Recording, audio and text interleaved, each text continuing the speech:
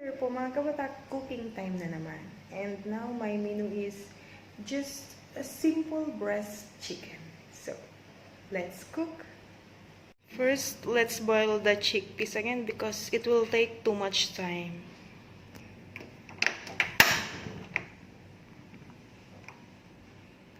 So, let's just make it a little more soft. Then we can start for frying the chicken. And once this is already soft, we'll set this aside. And I have breast chicken here, so let's start the seasoning. So we'll just put the salt. Just a little salt.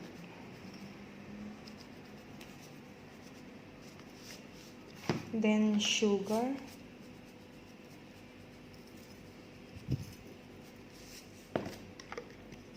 Chili powder.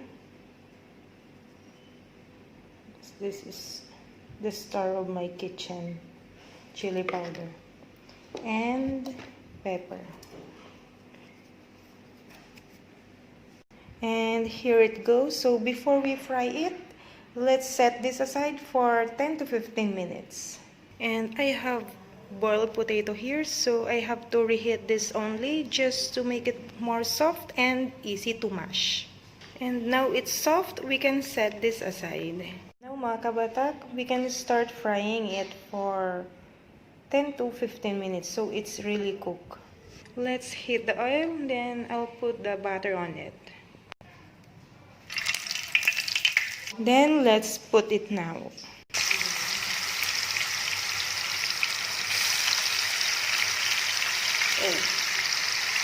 And mga kabatak, if herbs is not available at home, so let's just put onions on it or garlic.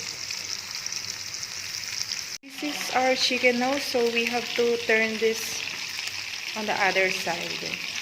This is gonna be our toasted fried chicken. So yummy and creamy.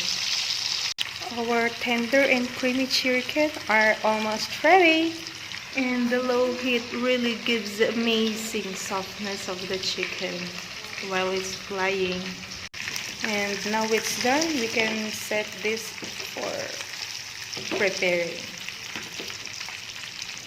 Do the mixing of the vegetables. So we have to mash this potato. We have to mash it like this. Yes. I think this spoon is even much better.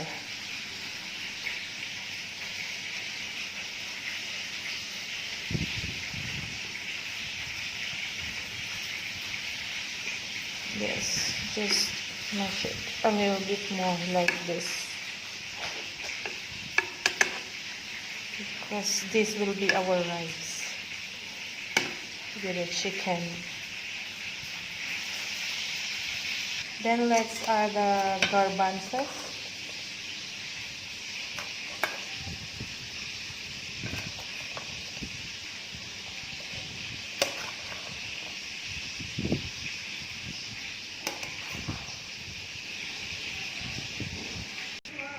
Onions. And let's add a little bit salt. Just a little bit.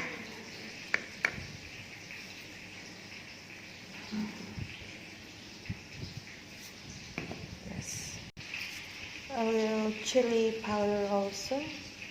Just little.